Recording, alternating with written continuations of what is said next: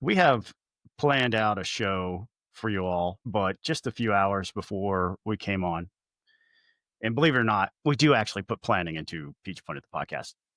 But we got news that Charlie Kirk has passed away. Mm-hmm. He was taken down by a sniper's bullet, doing what Charlie Kirk does. And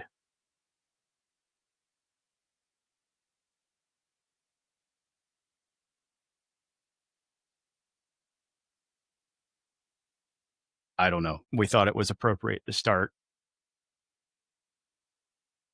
by acknowledging that.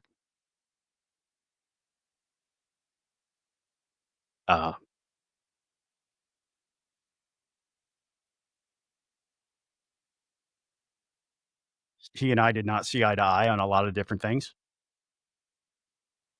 But this is America, damn it. It's America. This is not supposed to happen. Words are not violence. Differences of opinion are not personal attacks. And, we get snarky here. I get snarky. Buzz is a perfect gentleman all the time.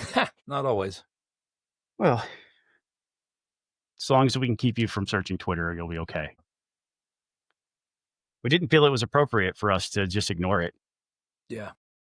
It's definitely on our hearts. Buzz, I'll let you have a few words too, because it's a big moment in our country's history, frankly. Right. It's, I was riding home. I was down in doing some work with the State Charter School Commission and busy all day. I had not been on social media. My CEO, Randy Hicks, texted me and my boss, my direct report, Eric, and I'm in the middle of a meeting. I look down, it says, I don't know how he survives that. And I said, what in the world?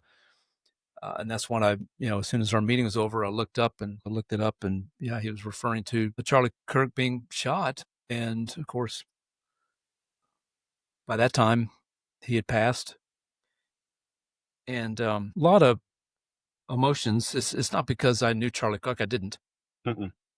I never met him. My only exposure to him is he was a large figure on the right, a large figure in helping President Trump get elected and candidates like him. He built an impressive, big organization that didn't, I'm not saying it flexed its muscle on the policy front. It was a TPUSA, Turning Point USA, mobilized college-age folks and others to get out there and pound the pavement and do the boring, nitty-gritty hard work of getting people elected. So that's what they did. And that's where his political influence and power comes from, is because he built this big organization that could do that. Sure. And he did that also, he died today under a tent with the label on it, "Prove Me Wrong." Yeah. He was going into leftist campuses that have been overrun with silence is violence philosophy, that we have to feel sorry for the people who persecute us, that we have to feel sorry for criminals. And he was going into those environments, regardless of whether or not you agreed with him. But the only thing he ever did with people was debate. Right. He was modeling what was supposed to be the ideal.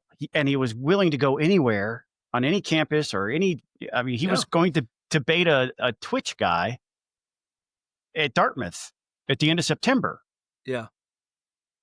He was doing the thing that we all want to do, which is engage in debate with our words. And he was murdered while doing that. Yeah. He was trying to battle for the hearts and minds of college-age students across this country and doing really hearkening back to a proud tradition, what used to be a proud tradition on college campuses of intellectual debate. And kudos to him for that. You don't have to agree with him, but because of the force of his personality and his willingness to go anywhere, anytime, any place. And as you said, Scott, as you described, put up a tent, sit there on a chair and say, what have you got for me? And people, I've seen some brief videos of this, and people pepper him with questions and he would respond. And he would get booed mercilessly at times. Right. Yeah. That's an okay response, but sure. Yeah. There are going to be a lot of other people who are going to commentate on it, but we didn't feel it was appropriate for us to do this show with at least. And Scott, there's a sickness in our country of violence. It's not just this. It's not just that young lady, Ukrainian refugee who was brutally murdered on the train in Charlotte. Every day, it's not just school shootings, which are horrific. We've grown numb to them because they happen so often. Every day, there are people innocently murdered in our country. And now it's not new. It's been building, and it's not new in our country. It's time to get away from the community-based mental health care model. Well, that may be part of the solution, right? But that's a discussion for another time. Yeah. It's just a sickness in our country, and we have to acknowledge that. And we have to, this is not, quick political fixes are not going to fix this. No. I'll leave it at that. Well, we're going to start the show now. This is where we're going to pick up and we're going to carry on. I mean, it's news. It's heavy, but we had this whole show planned, so we're going to move forward with it and the way that we planned it. I had a little bit of hesitancy to start the show the way I'm going to start it. I'm not going to lie. But I also kind of feel like I'm not going to let events change how I operate. And so here it is. Here's the show that you've been waiting for, maybe all week. And the Peach Pundit legal department has provided a statement for me. The head count in the Peach Pundit department is 0, by the way. But I just want to make sure that listeners at home realize I'm reading a prepared statement. And we begin this episode with what is pretty rare at Peach Pundit, a correction. On the September 3rd episode of the podcast, while talking about why Mark Davis should be subject to skepticism until he is proven correct, I mentioned a case that he has lifted up and promoted as a legitimate news story that is very clearly an idiotic idea. That's the story of a brainless halfwit and 2 bumbling attorneys trying to have Brad Raffensperger arrested because the state election board passed emergency rules during the pandemic to pre-process but not tabulate absentee ballots. I mistakenly attributed that emergency authority to a resolution passed by the legislature, when the law that was actually used to justify the actions of the SEB at the time was the Administrative Procedures Act. Everything else I said was accurate, and I will add for the sake of clarity that anyone who thinks that effort to arrest Brad Raffensperger is legitimate and serious is probably only alive because breathing is an involuntary brain function. If they had to think about breathing, they probably would have suffocated a long time ago. And with that, I can think of no better time for you to hear the following words. Peach Pundit, the podcast, is a conversation filled with the personal opinions of the people who are participating. Any view or opinion expressed belongs only to the person who expressed it and not with anyone with whom that person is professionally affiliated.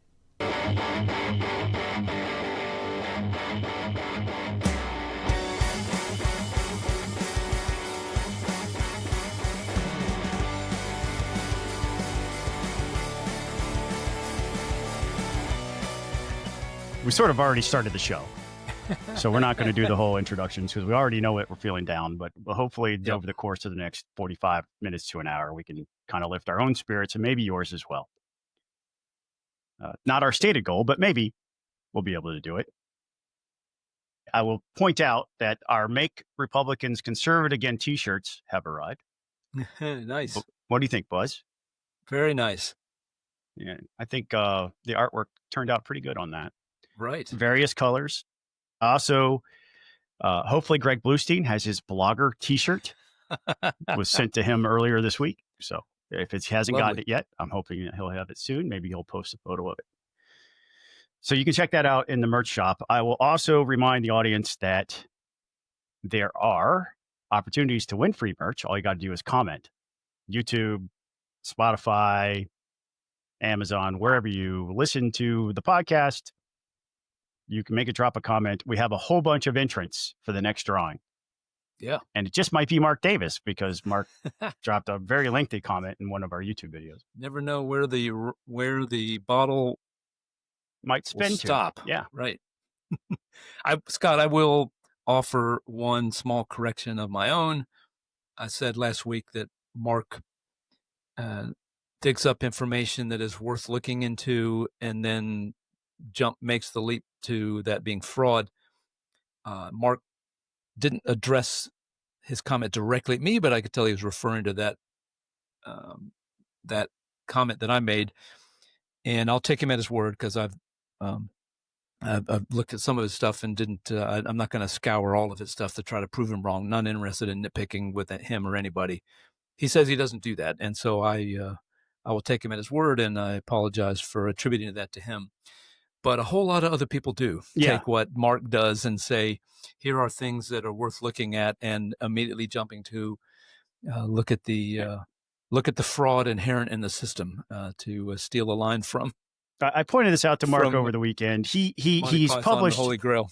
He's published things specifically on Substack where he has a map with a bunch of red dots on it, and he says all these red dots are people who are registered at business addresses. And then when you look at them, they're like apartment complexes with a single address that, the apartment complex has a business license, or the Postal Service treats it like a business address, or a nursing home. And there are some legitimate concerns in that data, but the map makes it look like it's far bigger than it is. And the people who comment on his stuff or share his stuff, they call it fraud. Yeah. So he feeds that narrative, and he doesn't, and when he's called out on it, there was one specific commenter who was like, why aren't you cleaning this for those places? And he's like, well, that's not my job. That belongs to the local election official to do that. Yeah. But you're putting it out there. You're creating that narrative. So he's not always 100% accurate. He needs to be treated with skepticism until he's proven correct. Yeah. Just as skeptical as as people are and should be when every time the Secretary of State's office, and we just went through a round of this just recently, it's post-election. It's time to clean the rolls. And so you remove the people who have moved. You remove the people who have filed address change forms, and remove the inactive voters as required. All those things are required by law. And the press coverage and the reaction on social media from the left is, oh my goodness, you are disenfranchising hundreds of thousands of people. Correct. No, you're not. It's spin. That's all it is. All right. We're going to take a quick break. When we come back, Buzz is going to tell us about the Hyundai plant and all the geopolitical ramifications with an academic bent that would make a political science professor at Kennesaw State blush. Golden Retriever Rescue of Atlanta, GRRA, is an all-volunteer, tax-deductible charitable organization. They are dedicated to providing veterinary care, comprehensive evaluation, and foster and adoptive homes to golden and Labrador retrievers who are abandoned, mistreated, neglected, or left in shelters throughout Georgia. We encourage you to visit their website grra.com and help connect people and dogs that need each other in their lives. You truly can make this world a better place by helping find homes of gold for these golden-hearted pups. Peach Pundit has an anonymous Patreon who would like to invite you to learn more about the Alzheimer's Association. The Alzheimer's Association leads the way to end Alzheimer's and all other dementia by accelerating global research, driving risk reduction and early detection, and maximizing quality care and support. No one should fight Alzheimer's alone. With your help, no one will. Learn more on their website, alz.org. Scott, big story that now has become an international story is the arrest just last week at the Hyundai plant, the new Hyundai plant down in just north of Savannah there. Massive plant. I drove by it a couple months ago. It's massive plant, production facility. It's going to manufacture a whole bunch of cars for Hyundai. Huge economic development for the state of Georgia and for that area, continuing the trend of big car manufacturers being here in Georgia and providing jobs to thousands and thousands of Georgians, okay? Because it's not just the plant itself, it is all the suppliers that are going to pop up and are beginning to pop up around this facility. ICE raided the facility. Some 475 people were detained. Many of them, most of them, were South Korean nationals. Now, we should point out, these were not, I don't know that any of them were direct employees of Hyundai. They were employees of subcontractors who were on the premises to do work. And this is to set the stage as well. This is the work of setting up the facility, getting it ready for production. Okay? This is not stealing jobs from Americans, as certain people are running around trying to say. I'm not going to mention people, but there are a couple of political candidates, congressional candidates, who are thumping their chest and bragging about how they took down an illegal operation. That's not what's going on here. They're misrepresenting what is going on there for their own political gains, and they don't deserve to be mentioned because they're going to get crushed when people start voting. And frankly, I don't think those individual candidates are intelligent enough to explain this topic. No, because it's much more complicated than that, okay? Mm-hmm. It's not a simple case of Hyundai or its suppliers hiring a bunch of illegal immigrants. Hyundai and its suppliers thought they were doing the right thing. They went through the proper channels to obtain the paperwork they were supposed to obtain. And they perhaps were not technically, these individuals are not technically allowed to work, but certainly from many things that I have read, the practice was that people who obtained the visa that they were obtained, and let me pull it up. I believe it's called a B1 visa, or an HB1 visa, allows foreign nationals to come into this country to do things just like they were doing there at the Hyundai plant, which is to set up a facility, a brand new facility, whatever it is. Germans have used this to set up brewing companies. This has been used in many other instances. And South Korean car manufacturers are using this to begin to lay out the production, prepare these big car plants for production, where they hire almost exclusively Americans to work. Okay. Mm-hmm. So this is the groundwork. Now, it's very embarrassing to these companies. Okay. Yeah. And they immediately work things out. And I think 300 of them, of these South Korean nationals, were put on a plane and flown back. They're already back in South Korea. Today. Trump comes out and backs the raid. Okay. Sure. And what I've been reading in South Korean press, they're very angry. They're very embarrassed. As I mentioned, they thought they were playing by the rules. They were told they were playing by the rules up until the moment that ICE raided the facility. So you one said story I read, Scott. I want to ask you a question about one of the things you said there. You said that they had visas. So DHS is claiming, I read a story, DHS is claiming that they had expired visas and unauthorized work under visa waiver entities or straight up illegal entry. Yeah, and that's the allegations, right? And and perhaps, look, if they investigate, there's a lot of people there, 475 of them. Maybe that's the case in some of them, okay? But by and large, these companies thought they were playing by the rules. Okay. It's very different than just some kind of shady outfit setting up camp here in Georgia, as some are trying to portray this. But the reaction by these South Korean companies and the South Korean, all the way up to the president of South Korea, is embarrassment. and kind of a throwing up of your hands and saying, wait a minute, Trump tells us to do business in the United States. We are trying to do business in the United States. Our country is being hammered by tariffs. We're trying to do what you say you want us to do, which is to manufacture our products in the United States. And then you come and you raid our factories and our facilities, and you accuse us of breaking your laws. And so one article I read said there's hundreds and hundreds of millions of dollars that are now on hold because collectively the South Koreans are saying, what do you want us to do? We're trying to, we were told we were playing by your rules. Now the rules are changed, or now you're telling us we're not playing by your rules. Well, let's put it in scope. What are we supposed to do? So let's take that and put it into scope a little bit, and also break down the deal, the deal that brought Hyundai to that area of Georgia.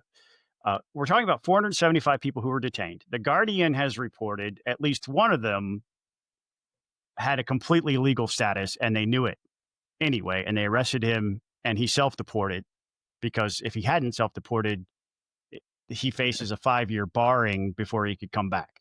Yeah. So that's the Guardian article. We'll link to that in the podcast summary on the blog. But I want to talk a little bit about the deal, because the deal, and keep this number in mind, 475. That was a number of people who were detained by ICE in this raid. Yeah. The deal, Hyundai has gotten somewhere between 1.8 billion and 2.1 billion that is going to be spread out between now and 2049. That was their incentive to build the plant. Their end of the bargain is to hire and keep a minimum of 8,500 people employed at that plant and the joint venture for the battery plant. I guess this was really at the battery plant where this happened.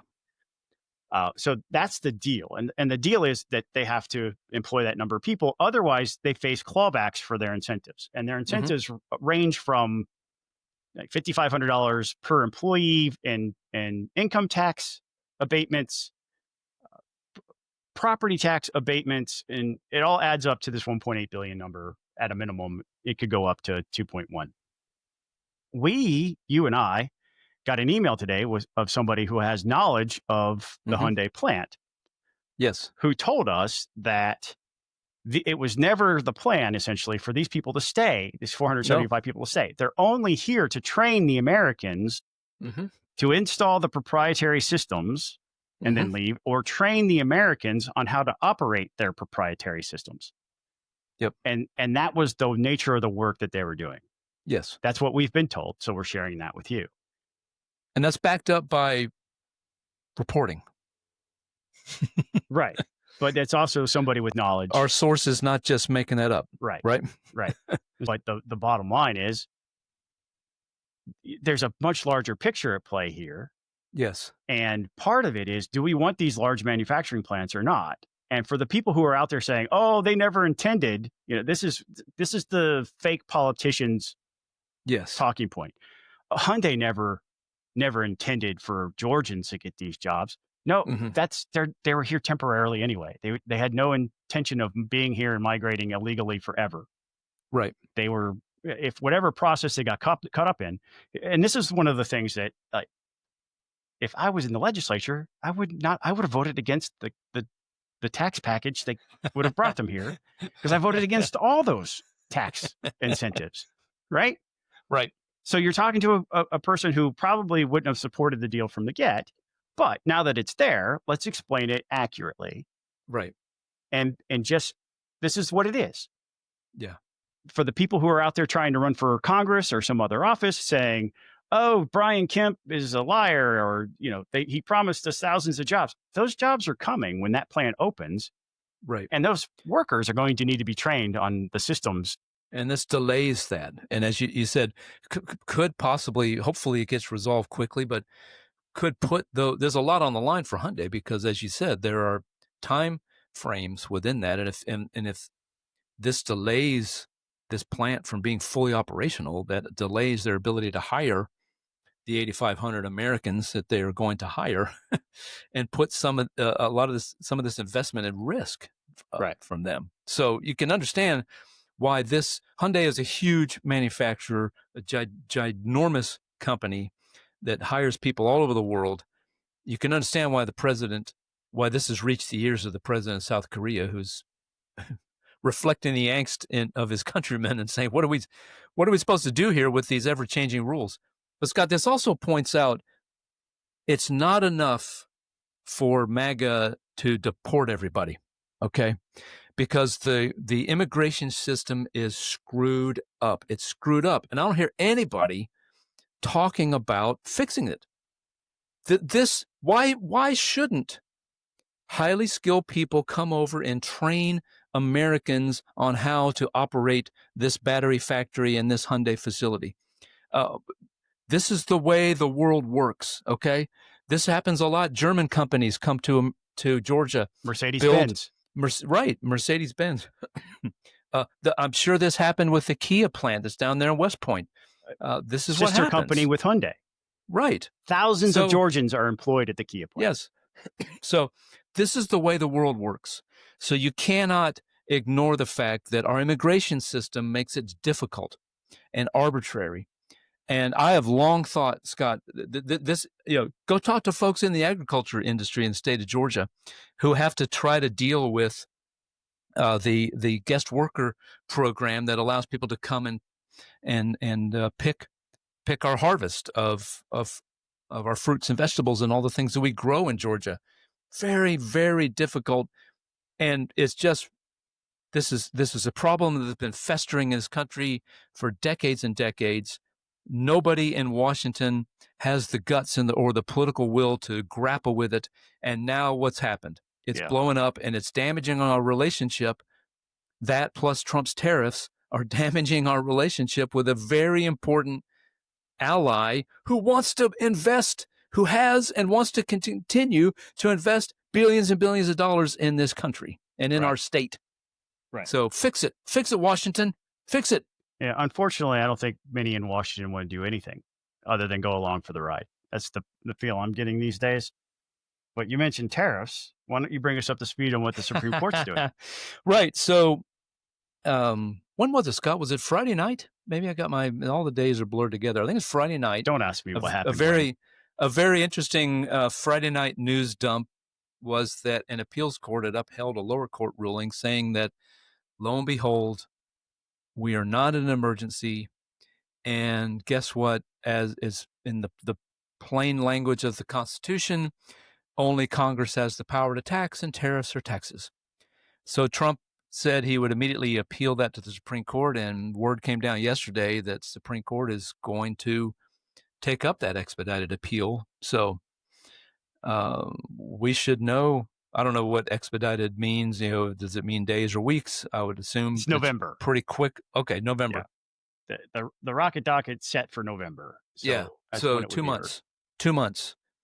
We're going to finally put this thing to bed. But again, this just my general frustration.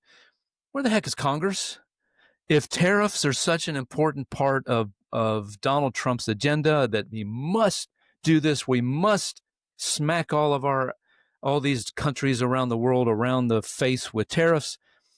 Where's the bill? Drop a daggum bill and pass it and send it to the president's desk. And none of this is necessary. None of this is necessary. Pass a bill. I just thought it was interesting that Secretary Bessent said that a couple different things. If the Supreme Court, many things. Yeah, I mean, they say so many stupid things. But Secretary Bessent, who apparently has a penchant towards violence because threatened, according to reports at Politico, he's going to the Pulte property developer guy. What's his Bob Pulte? Or I know his last name is Pulte because Pulte Homes is a big home builder here in Georgia. Almost bought a house in a Pulte neighborhood once. But like that guy was at a meeting in Mar-a-Lago and Bessent basically threatened to punch him in the nose. And there's rumors that he punched Elon Musk back during the Doge days. Those long ago. 3-year Letterman says he's now been added to his coaching staff. Right. His youth football coaching staff. Yeah. That's brilliant, by the way. But I bring that up because Bessent has said if two things, if the court rules against the tariffs, that America's going to fall apart. Yes. That's a lie.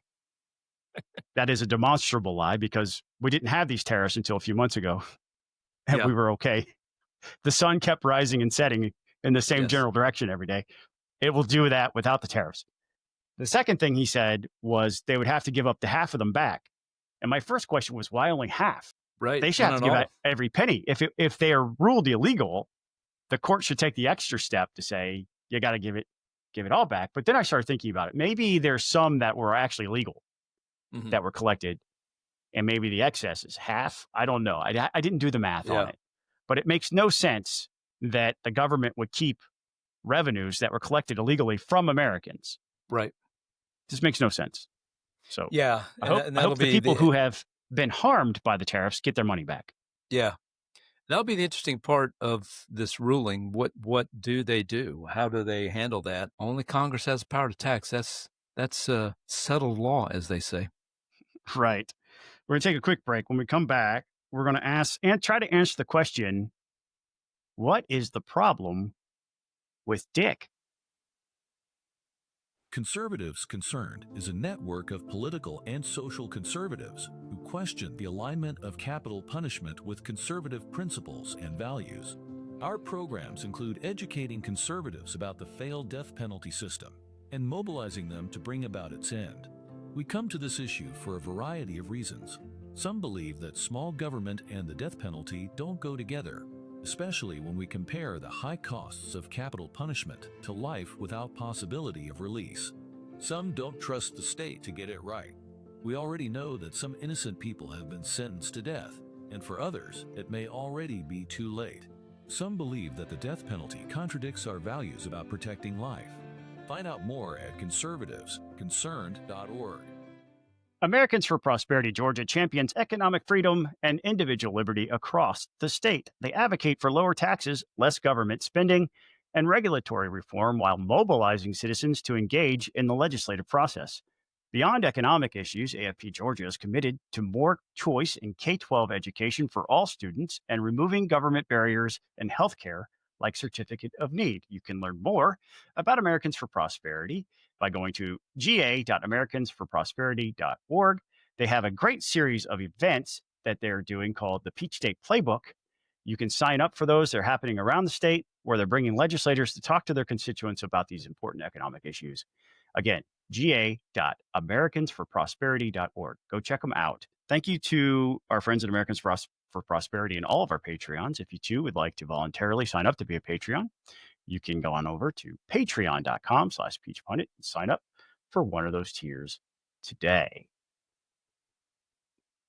Buzz, Richard Woods has been the state superintendent for quite a while now, and he does not have very many friends in the legislature because the legislature is made up of Republicans, and he calls himself a Republican, and I'm loath to use the phrase rhino to describe anybody, but he seems to fight the Republicans in the legislature at every opportunity when it comes to everything from literacy legislation to school choice expansion.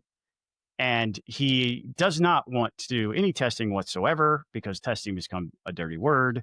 I happen to have a philosophical problem with high stakes testing as the sole measurement of progress in our schools, but I also recognize you have to have some metric in place. So there has to be a happy middle ground, I think. But he is constantly, seemingly at war with other elected Republicans across the state. And you might have additional flavor to add to that. But the reason why we're talking about this today is because yesterday I got an embargoed press release that was supposed to be released today from Misha Maynor, who was the former Democrat turned Republican, ran for re-election in the state house as a Republican, got smoked because there's no chance for 90% Biden districts. And with all due respect to Misha, I think Misha is every conversation I've ever had with Misha is she's a kind person who I think is doing the work altruistically motivated. I have no problem with her at all. Cares deeply about her constituents. She does, deeply, deeply. And education is a key part of what she feels as an African-American woman, the African-American community needs in order to excel into the future and put them prepared to compete in the marketplace for jobs and economic opportunities, wherever that might look like. Education is the basis of it. She shares that philosophy. But this is not necessarily about Misha so much, because there were already 2 other Republicans who had decided to, that we know of. There's another 4th one that's rumored, according to our own rumor tracker. I have largely crowdsourced the rumor tracker, by the way, so I don't know all of the different candidates here, but the ones that we definitely know are running are 2 gentlemen, one named Randall Trammell and a second one named Fred Bubba Longrear. And so the question I have for you, Buzz, is what is the problem with Richard Woods? Why are there 3 Republicans wanting to run against an incumbent? And don't hold back. Don't be diplomatic. Tell us what's really happening. Well, I have to be careful, Scott, You know because you don't. I am one of Speaker Burns' appointees to the State Charter School Commission. We work. You are not closely. speaking. Hang on. Hang on. I've got the fix for that. The disclaimer. It's right here. It's right here. The disclaimer applies. Teach Pundit, the podcast, is a conversation filled with the personal opinions of the people who are participating. Okay. Now that we got that out of the way, go ahead. All right. The root of this is the fact that it was widely believed that Superintendent Woods was not going to run again. Based on widely believed, based on numerous rumors, based on his longtime chief of staff stepping down. A lot of people assumed he was not running again. And when people assume that you're not running again, they jump in the race to run against you. All right. Or to replace you because you're not running again. Yes, exactly. So the fact that he is running, I guess, has he formally announced, or is it just he's campaigning? No, he's campaigning. I don't know that an incumbent has to formally announce. Right. So, yeah, I suppose it's possible he doesn't run, but he's sure acting like a guy who is running. Mm-hmm. So we'll see. But I think, look, he's been there. He's been there since 2015. That's a long time, and there hasn't been much demonstrable progress under his tenure. Yeah, and we'll give him a pass for the COVID years, but we're past that now. Yes, by several years. Yeah, he's a very nice man. He gets along very well with. You mentioned war. I think any war, the war that goes on is never because Richard Woods is taking to the microphone to denounce bills. It's a very quiet war and all of a sudden bills die. So that has caused a lot of frustration in the legislature. And so, yeah, I've heard among legislators, people that you and I share friends in common with, who have told me they are on the anyone but Richard train. Yeah. They want anybody but Richard Wood to be the superintendent. And I think that's another contributing factor to why there are 3 announced candidates, maybe more. Right. So to wrap up this topic, this is my advice, right? Richard Woods is going to run as an incumbent. I have no reason to believe at this point that he's not. He's showing up places like he's running for re-election. He came to the new charter school in Cherokee as an example, and he hates charter schools, but he wanted to be there. And my understanding, you were there. Because the second lady was going to be there. Right. And it's a photo op. You're not going to miss that if you're in the I mean, what would none of us got a photo with the second lady, including Superintendent Woods. So. Well, I mean, at least he got to see beautiful Cherokee County while he was doing that. But here's my advice, and it's free, so it might be worth exactly what you're paying for it. If you're one of the candidates who are thinking about, or if you're one of the campaigns, it's going to be almost impossible for one of you, if you're running against 3 or 4 candidates, to take out an incumbent. So here's my advice. Go get in a room someplace. Go have a barbecue sandwich together, a cup of coffee, bowl of pho, whatever it is that you guys want to do. Get together and cast lots, roll dice, draw straws, pick one. Pick one. And then the other 2 support the one who wins out of that mini debate amongst yourselves. If you want to do it gladiator style, You know, I don't. Thunderdome. Whoever emerges from Thunderdome challenges Richard Woods. But if you really care about replacing Richard Woods at this point, you will be cannibalizing each other, and you are limiting the opportunity. It's going to take several $1 million in this down ballot race that most voters don't care about. That's just being honest. Most voters do not care who the superintendent is. So most voters' default will just be vote for the incumbent. Yeah. He starts with a 40 to 45% floor.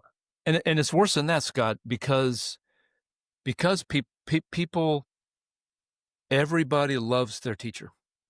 Everybody loves their principal.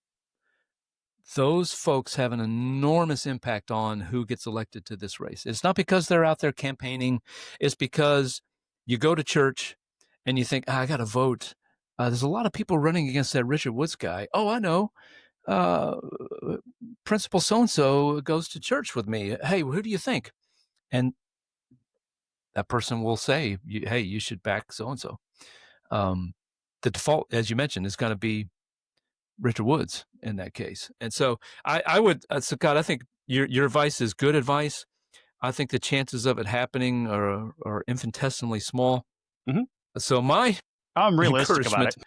My encouragement to Superintendent Woods and the challengers, what I want to hear is somebody who looks at the NAEP scores, the National Assessment of Education Proficiency, and is outraged and says and explains to the voters how this is a moral outrage that so few of our students are reading at the level that they're supposed to be reading at. So few of our students are prepared to handle math at the levels that we need them to handle to be proficient in math, and says, by God, we're going to do something about it. And we're going to rally the teachers and the superintendents and the school board members of this state, and we're going to fix it. And we're going to fix it by doing X, Y, and Z. That's what I want to hear. I want to hear some dadgum anger and passion out of somebody that this cannot stand, that Georgia should not be stuck in the middle of the pack, trending downward as the nation trends downward. Fix it. We should fix it. We have the smarts and the intelligence and the resources to fix it. So who is going to put forward a plan to fix it and get mad about it because it's outrageous? And also develop the war chest necessary to get that message out. Yeah. Speaking of campaigns, our longtime executive officer at the Secretary of State's office and previously elected official Gabe Sterling threw his name in the hat to become the nominee for the Republican Party for the position of Secretary of State, replacing his boss, which was interesting if for no other reason than his boss has not announced he's not seeking re-election. Yes. But we already know, everybody's known for a long time, Brad Raffensperger is going to be seeking some sort of other office. So it didn't surprise anybody when Gabe Sterling went ahead and pulled the trigger on announcing his own candidacy for that nomination. Yeah. But it did produce one of the most headlines and news stories I've seen in Atlanta media for a very long time, because 11 and Alive did a whole news piece complete with video and quotes about Brad Raffensperger saying, I'm going to run for higher office. Yeah. Duh. This does put the race for Secretary of State on the Republican side at 3 declared candidates: Kelvin King, Tim Fleming, and now Gabe Sterling. Thoughts, Buzz? Well, it's interesting because you sort of have, it's which one of those candidates you like kind of depends upon how you view Georgia elections. Which is a shame, because that job is so much more than elections. Yes, it absolutely is. You've got Gabe Sterling, who I'm sure he would, if he wins, he will want to make some reforms. But generally, Gabe says, the system's pretty good. On the election side. Yes, on the election system is pretty good. And then on the other side, on the other end of that spectrum, you got Kelvin King, who's like, burn it down. and probably in the middle there somewhere is Tim Fleming. So that's going to be interesting. That's going to be a very fascinating race to watch. Yeah, it's hard for me to figure out. We all know where Gabe's lane is. Gabe is going to be more the traditional conservative Republican lane. And then Tim Fleming seems to want to sort of play a little bit in the MAGA lane. And then I think Kelvin is embracing the MAGA lane. Yes. So you have sort of those two cannibalizing each other. And there's a path for Gabe to legitimately make a runoff if he runs a really effective campaign. Yeah. Time will tell on that. I don't know what anybody's fundraising looks like. We won't know that for several months. Right. But good luck to all three. Well, they've faced the challenge like the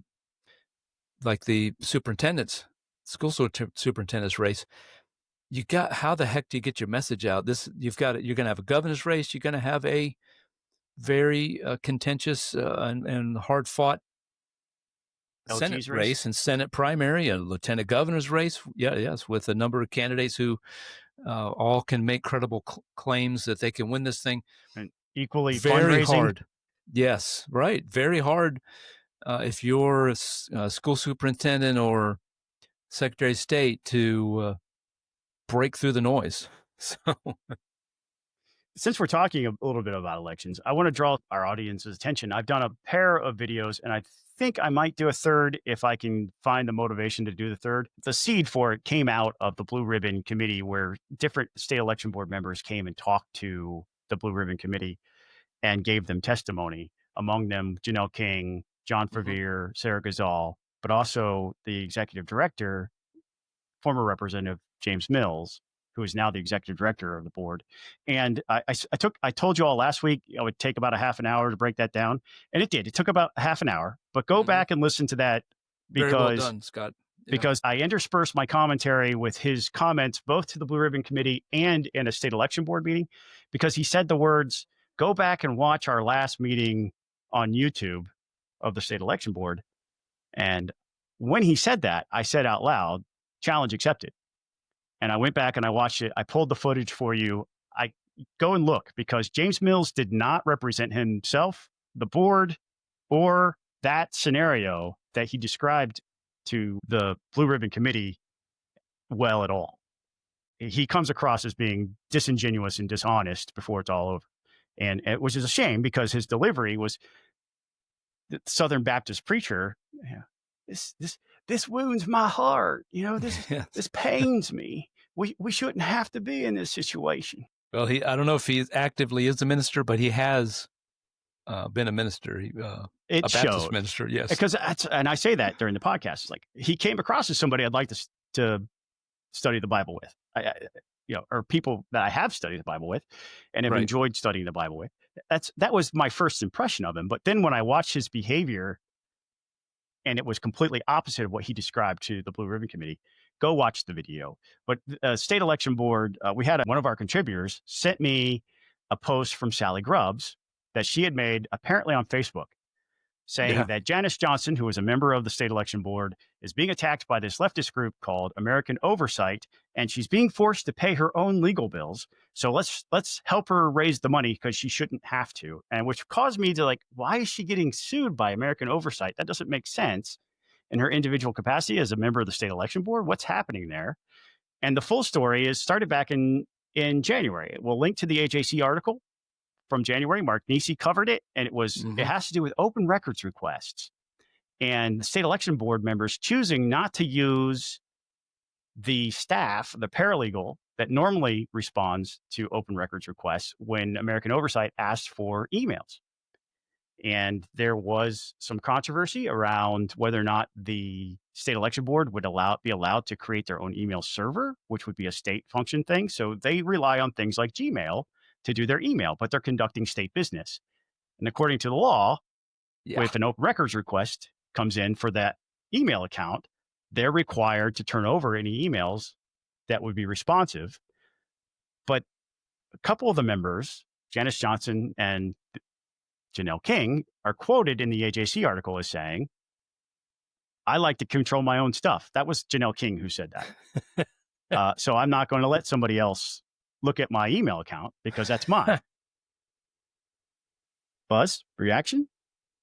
The first thing that pops in my mind, this is going to make a lot of people mad, but didn't Hillary Clinton do the same thing? Oh, I cannot conduct business the way I need to conduct business on the government provided email accounts. So I have a server in my closet. So I just heard you say that Janelle King and Janice Johnson are just like Hillary Clinton. Clinton-esque, man. I'm sorry. Like I said, it's going to make people mad. Hang on. It's the same rationale. This seems appropriate in this moment. This seems appropriate. Peach Pundit, the podcast, is a conversation filled with the personal opinions of the people who are participating. All right, so you can direct all complaints to my email address, which is my Gmail email address, which is out there. Everybody's got it, right? Or to the Peach Pundit legal department, which has a head count of 0. Look. Where's the lie? I'm sorry. I mean, really, though, that's a perfect analogy. And it's funny to watch people who claim to be about transparency and to be about integrity completely flip-flop and spin and also circle the wagons around people who are not responsive to things like open records request. And I know that the state election board is a volunteer position, but it's a state position. If you're doing state business, the people of Georgia deserve to know. You're not exempt from the open records law. Give up the emails.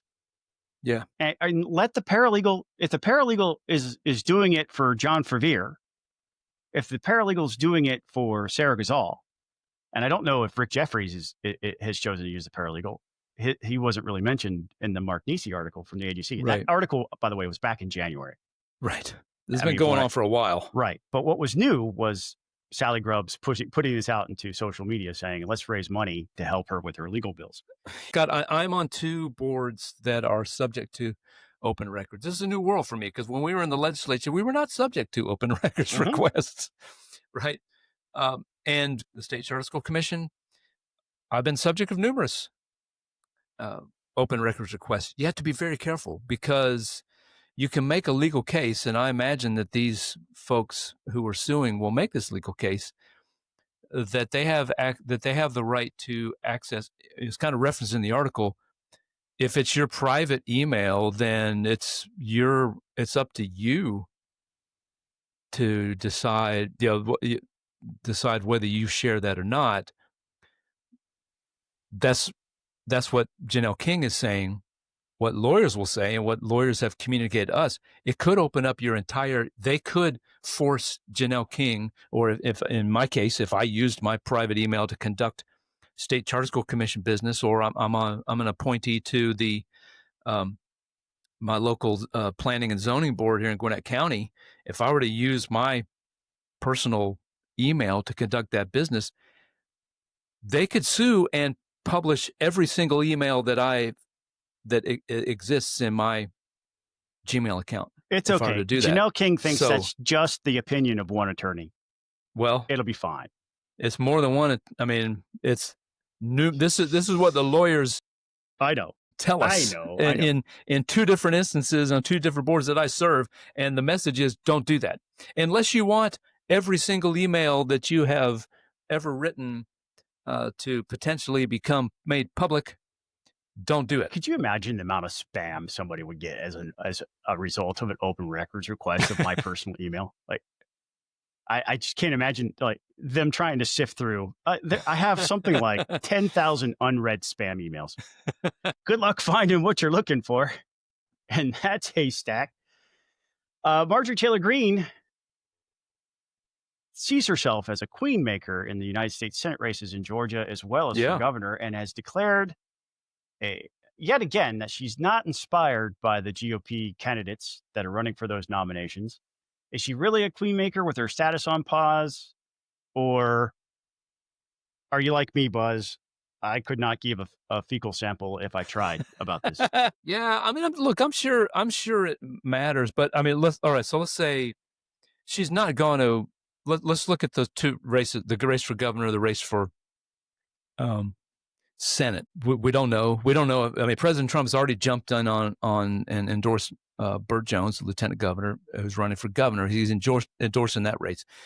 She's not. Do you really think that she's going to endorse Chris Carr or Brad Raffensperger if Brad gets in there? I doubt it. So what does she bring to the table for Burt Jones that he doesn't already have? He's got King. He's got King MAGA on his team already. In the Senate race, I know there's Buddy Carter and Mike Collins are competing for the MAGA votes. I think the president stays out of that race. So maybe her race helps a little bit, but I can't see her endorsing Buddy Carter or Derek Dooley. Maybe, I don't know what the working relationship with Mike Collins is, but he seems to be the most MAGA of that race, of that group. So does she bring anything to the table for him that he doesn't already have? I don't know. Maybe in that race she could help a little bit. I don't think it matters. Look, Donald Trump has not announced an endorsement in the Senate race. I don't know if he will.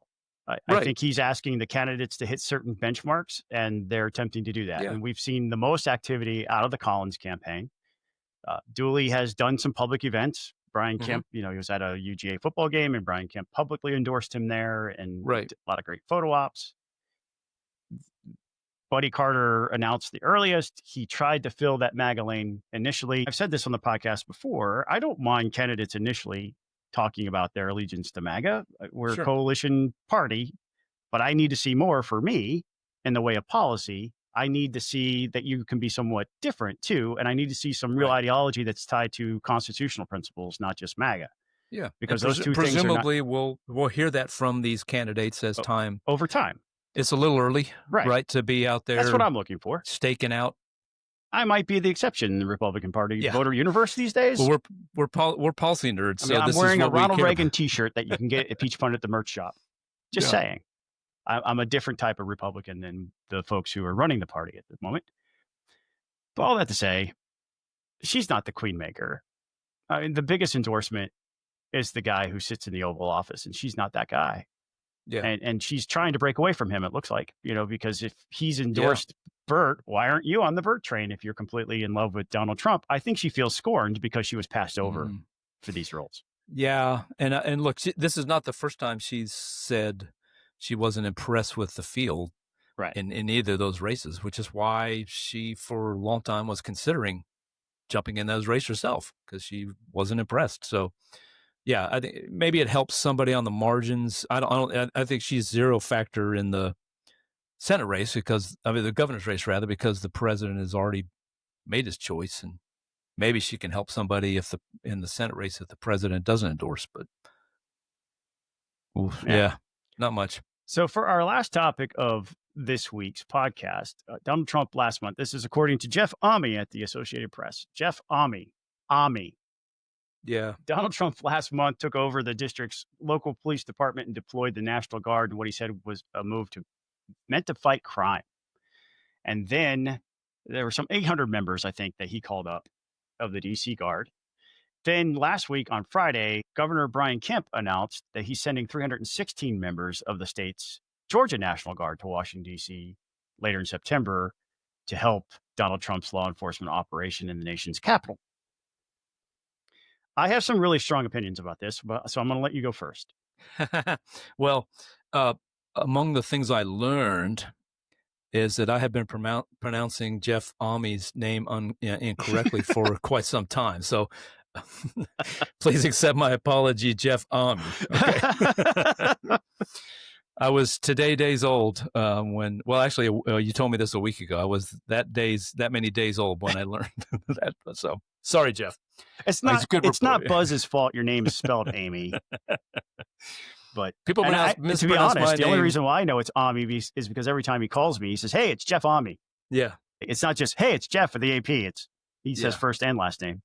So, well, no, I mean, I know that the left is upset back to the substance of this segment here. The left is upset, but they're upset at all kind of stuff. I don't know that's that big a deal. I guess it's probably if we want, since we can engage in all kind of wild speculation on this podcast, it's My theory is that it's Brian Kemp continuing to do the things that one would do, and if one were running for president in 2028, you would want people to look back and say, I stood with Donald Trump when he fought crime in big cities like D.C., and I sent the National Guard. Mm-hmm. This is a tool in the toolbox of a governor to deploy the National Guard in support of Donald Trump's efforts to fight crime in the capital city. So there you go. So here, first of all, I want to point out, I'm not soft on crime, and I'm sensitive to cities that feel like they can't even walk outside without hearing gunshots. I'm sensitive to that. I have empathy. I don't know what it's like to live that way. I live in the safest city in this state.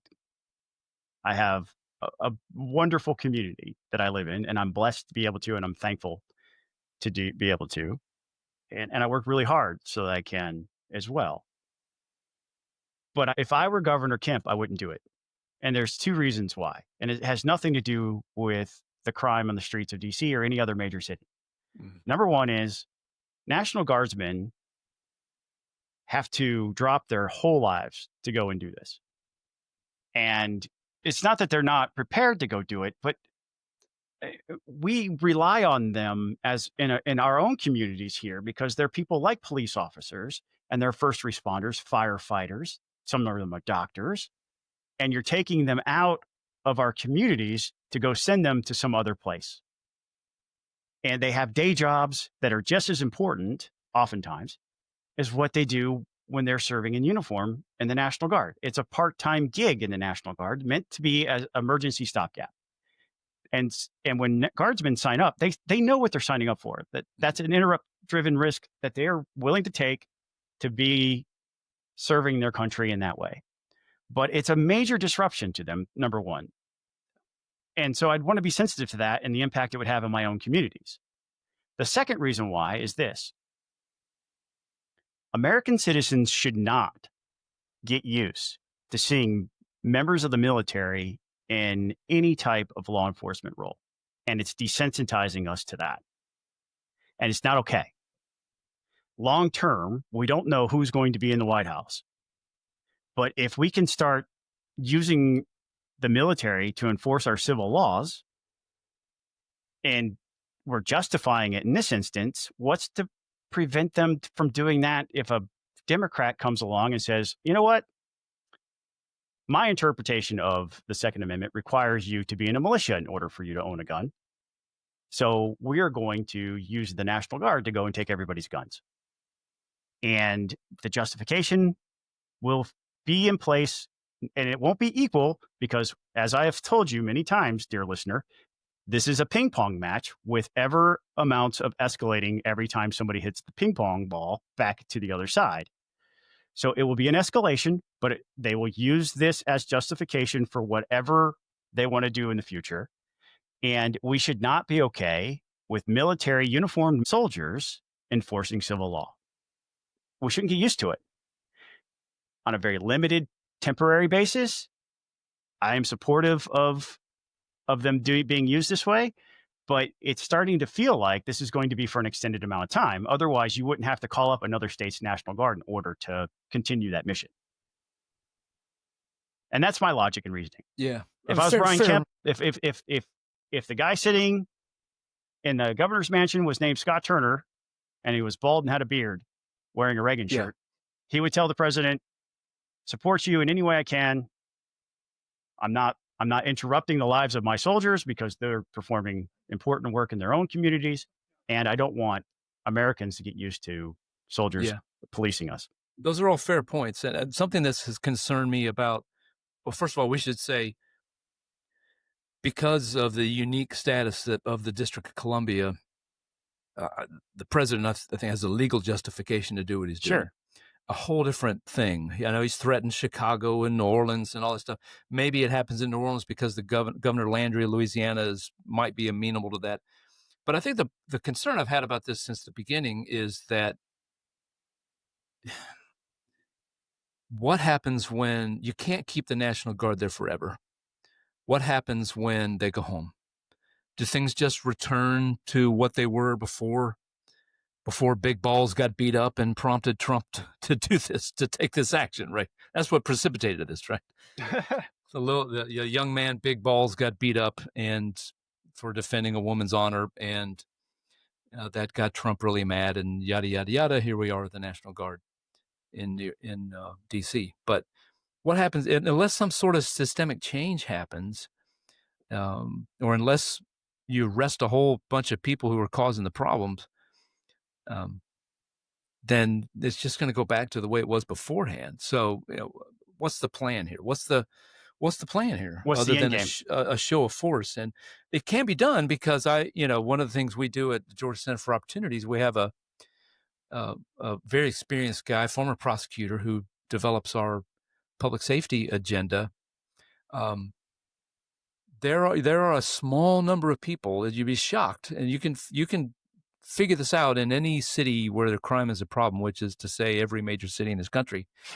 There are a small number of people who are disproportionately responsible for the vast majority of crimes that take place.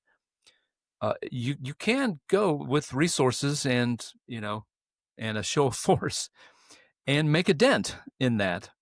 But you have to get convictions. You have to, they have to go through the process and that to be locked up and all this sort of stuff. And Americans are not necessarily in favor of locking up, locking people up and throwing away the key forever for a